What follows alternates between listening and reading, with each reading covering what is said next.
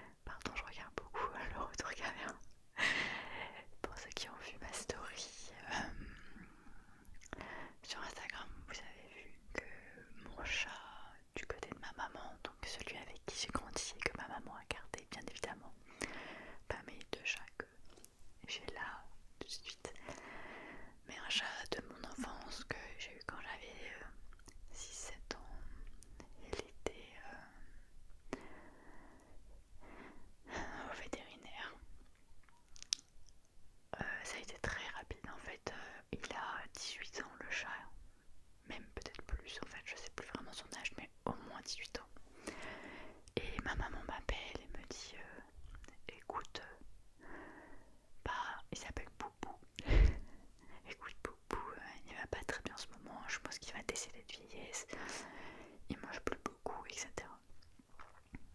Donc j'étais un petit peu étonnée, je me suis dit c'est normal en fait, à cet âge-là, il avait plus beaucoup de force entre guillemets, il avait de l'arthrose et tout ça, mais il se portait quand même bien vraiment.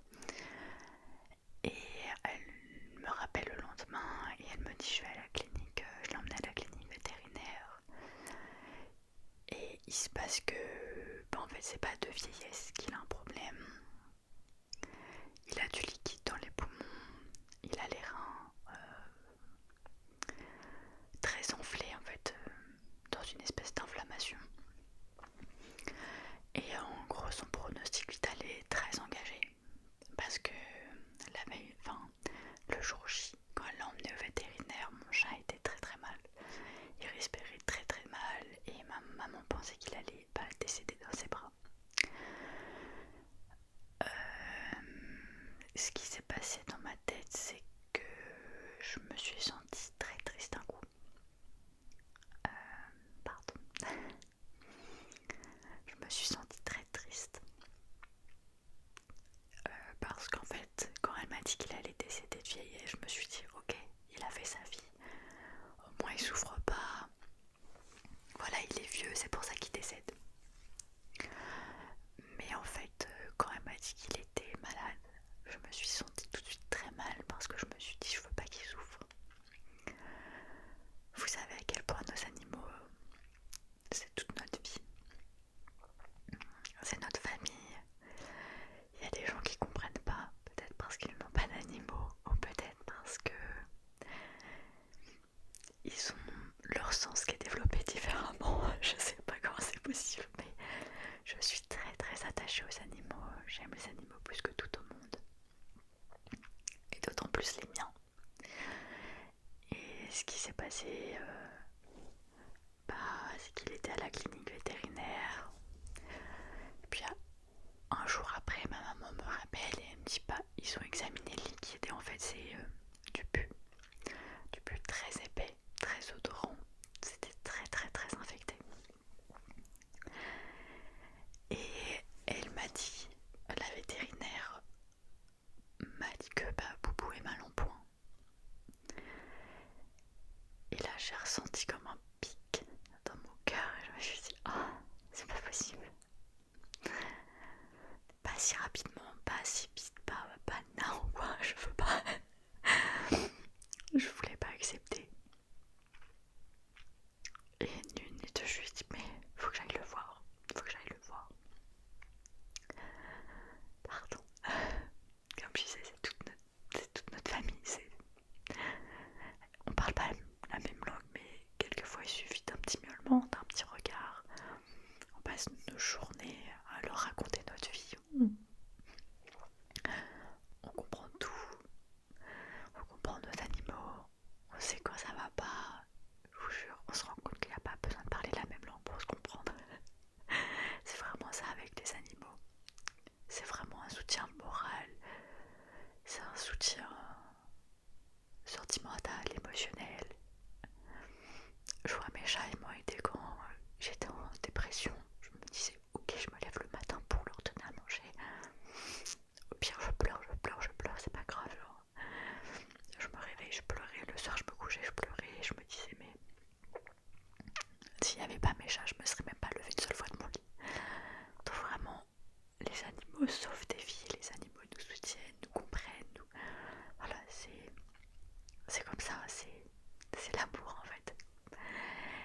Et donc là, j'ai envoyé un message à mon copain et je lui ai dit il faut à tout prix qu'on le voit aujourd'hui. Je lui ai dit je sais pas pourquoi je le sens. Il va décéder cette nuit. Et j'appelle la clinique, je leur dis écoutez, est-ce que je peux passer vers 17h pour voir Boubou, etc.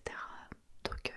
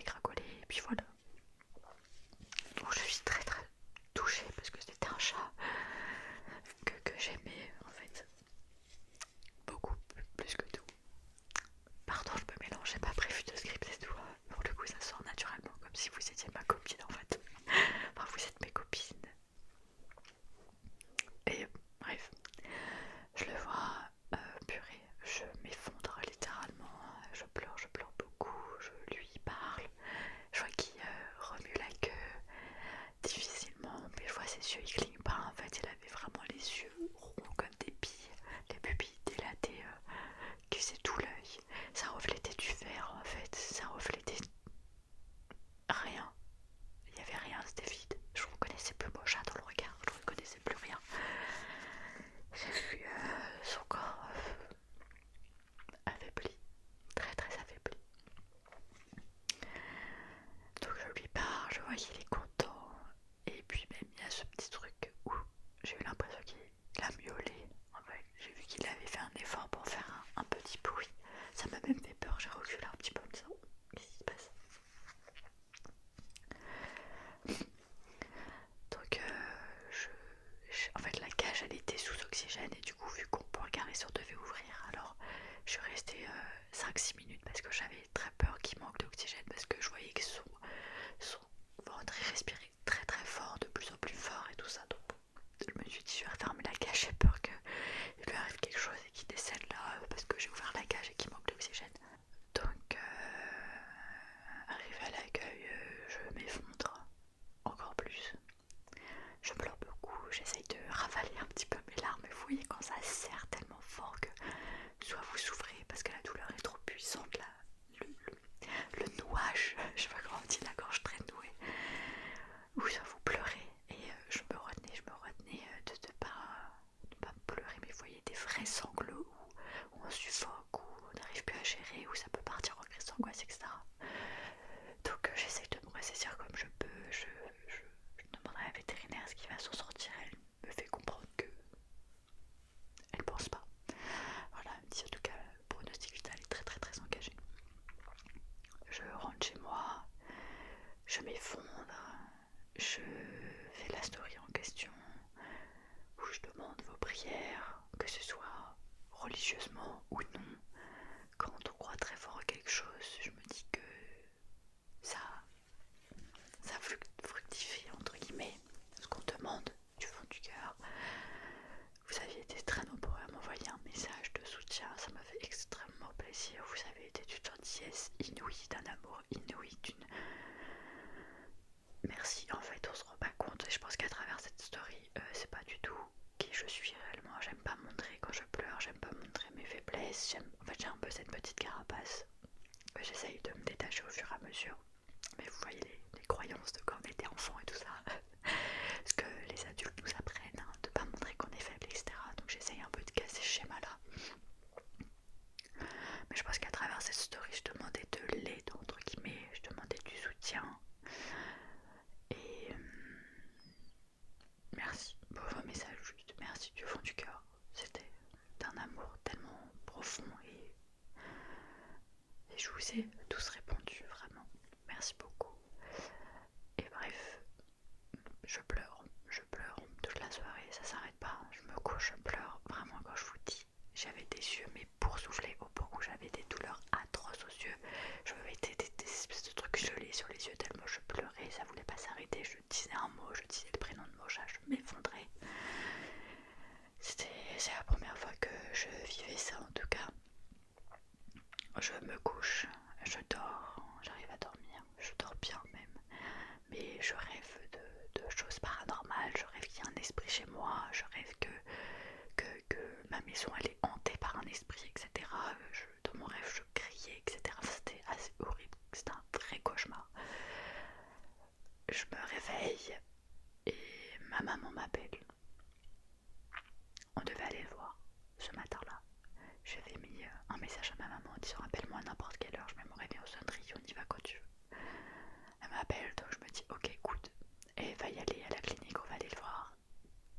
En fait non, c'est pas du tout ce qu'elle m'a dit, c'est un petit peu ce que je craignais finalement. Elle m'a dit il est décédé dans la nuit. Donc là, je m'effondre encore une fois, je pleure beaucoup. Moi qui arrive d'habitude à ne pas pleurer, à ravaler mes larmes clairement. Là je me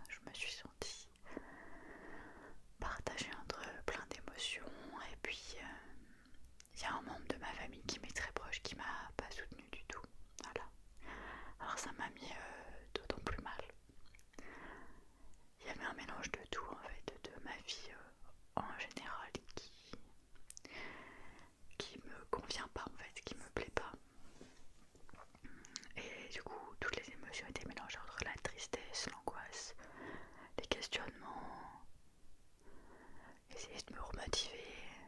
Tout ça, ça m'a beaucoup pesé. Donc là, je pleure parce que je me confie à vous.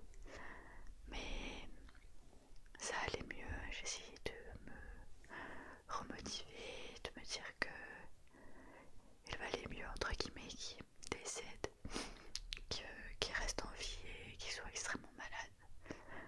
Mais ce week-end-là, c'était le week-end du 26 septembre, si je me trompe pas. C'était dur. Voilà, je vais pas vous le cacher, j'ai pas envie de vous faire croire une vie de rêve alors que c'est pas le cas. Ouais, ça a été un dur week-end. J'ai mes angoisses qui sont revenues, mon stress qui est revenu, tout est revenu. Alors que je me sentais paisible depuis 2 ans et demi, entre guillemets. 2 ans et demi où vraiment c'était après ma dépression. Je peux dire même 3 ans. Où j'avais fait un espèce de burn-out, de dépression, je sais pas, j'ai cru que j'allais devenir complètement crazy. Ça allait mieux et mon stress là il est revenu mais fois 1000, mes angoisses fois 1000. Ça n'a pas été une partie de plaisir, ça c'est clair, parce que quand tu commences à réaliser que t'angoisses, tu penses à tes angoisses toute la journée, toi du coup ça me stresse de me dire mon dieu je suis angoissée. En fait c'est un espèce de cercle sans fin où tu te dis je suis angoissée, ça me stresse, mais si tu stresses t'es angoissée, mais pourquoi t'angoisses à cause de ça, mais... et ça n'en finit plus en fait, c'est vraiment une boucle sans fin. Et à partir du moment où si tu la stoppes pas, c'est un calvaire. Donc là je me sentais vraiment dans un espèce de calvaire. J'étais au fond du gouffre ce week-end là. J'essayais de relativiser mais mon corps il était en mode m'appelle en fait. Arrête de relativiser un truc où il n'y a pas à relativiser en fait. Genre juste accepte que tu sois mal, accepte que tu sois angoissé. Et moi j'étais en mode non, je veux être bien, je veux être en forme, je veux me sentir bien, je veux pas stresser, je veux pas angoisser. Et en fait c'est ça, c'est tant que tu n'acceptes pas que tu es mal et que c'est ok et qu'il faut extérioriser, qu'il faut lâcher tout ça, ton corps il s'arrêtera pas jusqu'à temps que tu acceptes pas en fait. Jusqu'à temps que tu acceptes plutôt. donc, donc ça a été compliqué. Je reviens un petit peu comme une fleur en mode bon écoutez-moi, regardez tout ce qui m'arrive, mais j'aime pas trop faire ça. Expliquer mes peines et mes tristesses, j'ai l'impression de me faire plaindre, mais j'avais vraiment besoin de me confier à vous.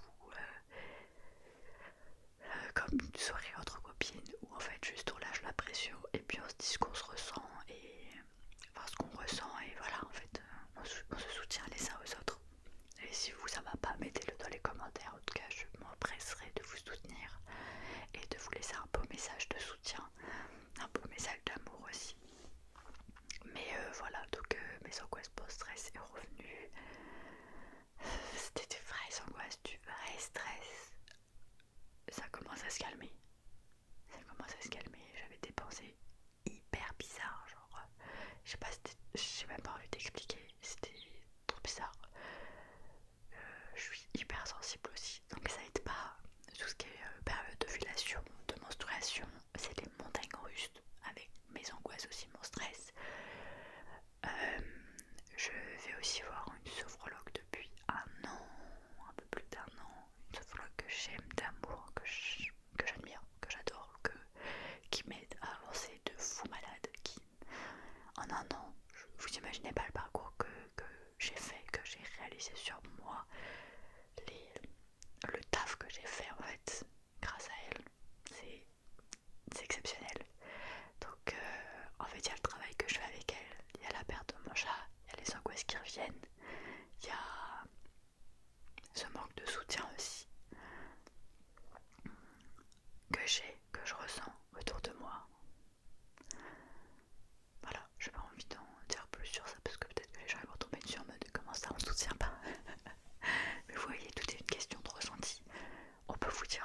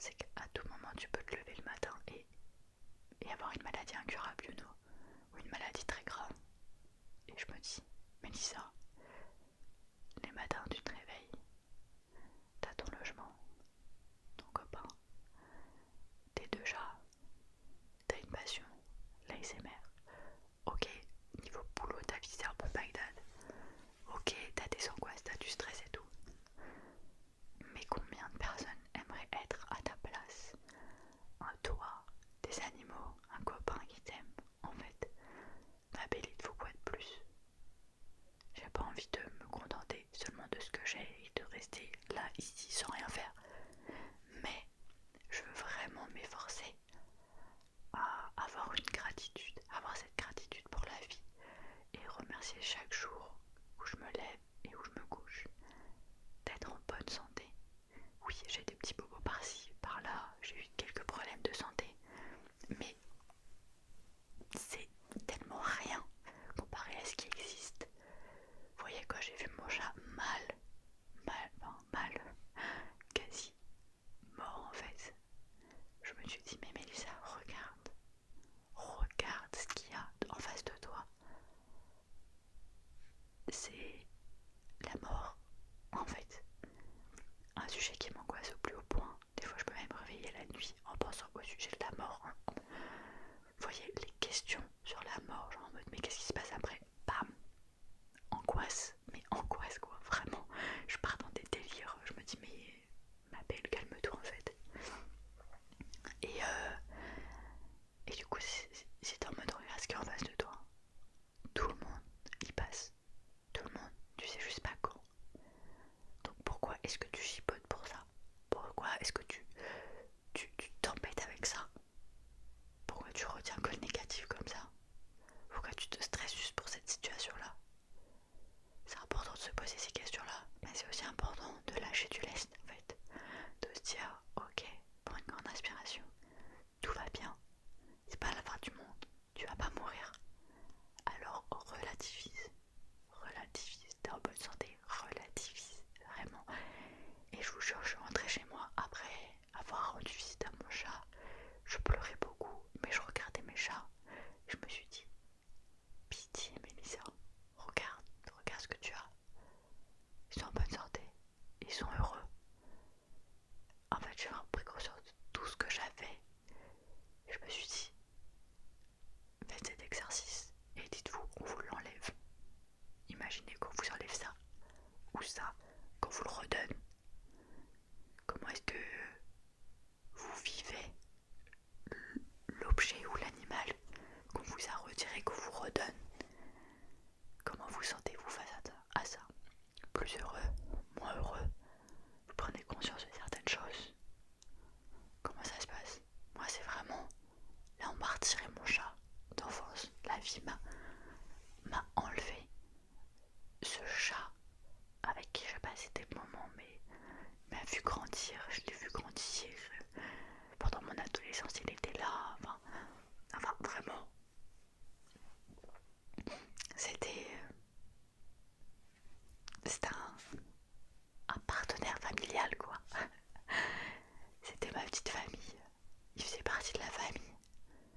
Et on m'a retiré ça, on me l'a enlevé, c'est vraiment comme ça que je le ressens. On me l'a pris quoi. Et je me suis dit mais je sais que là on me le rendra pas. Alors prends conscience de ce que tu as à l'heure actuelle.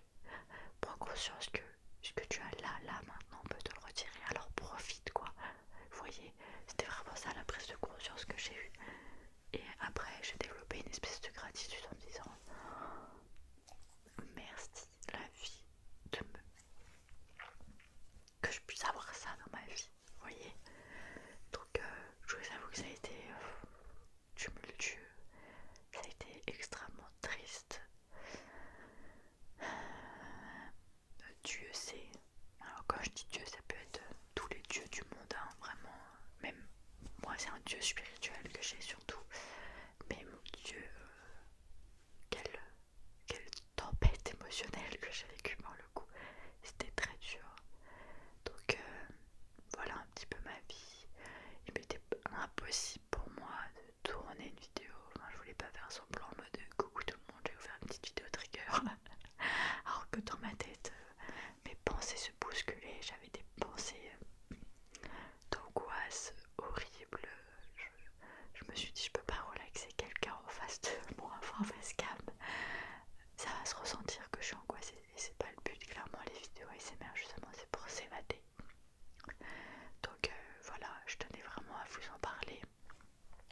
Monter carrément, on l'a snobé durant la vidéo. Attendez, je bois une gorgée pour lui rendre hommage.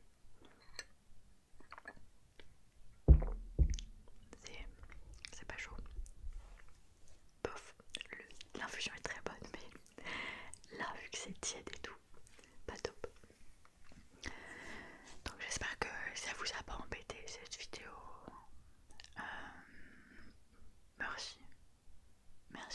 regarder cette vidéo jusqu'au bout. Merci beaucoup pour vos likes. Mais vous voyez, pardon, j'ai une réflexion qui vient d'arriver dans mon cerveau. Vous voyez, je préfère avoir moins de vues, moins de likes, mais 1 million de fois plus de commentaires. Mon but, c'est pas d'avoir 1 million d'abonnés, d'avoir 180 000 vues à chaque vidéo. Mon but, c'est vraiment de parler avec vous, d'échanger avec vous. J'ai vraiment ce besoin-là. J'ai pas 1 milliard d'amis, hein. Vous savez, ça se compte sur une main. J'ai très très peu d'amis. Oula, attendez, mes jambes elles sont engourdies. Purée. J'ai pas 1 milliard d'amis et en fait vous êtes un peu mes amis virtuels. Donc pour le coup ça me fait trop plaisir quand vous m'écrivez un petit message dans les commentaires. Je me dis, mes amis sont là, mes amis virtuels, qui j'espère un jour je pourrai vous rencontrer d'ailleurs. Oh, vous imaginez? Oh my god. Ça serait super drôle, je serais hyper timide. Donc merci pour les commentaires, merci pour tout, merci aussi pour les abonnements. On est plus de 5000 sur la chaîne, alors c'est énorme. Écoutez, pour moi c'est énorme, je me suis déjà rempli une salle de 5000 personnes. En fait, rien pour moi, ça me choque. Purée, j'ai le nez tout rouge. ça me choquerait en tout cas. Mais merci du fond du cœur pour tout. Merci du soutien que vous m'avez apporté aussi pour cette vidéo Instagram, enfin cette story Instagram que j'ai faite.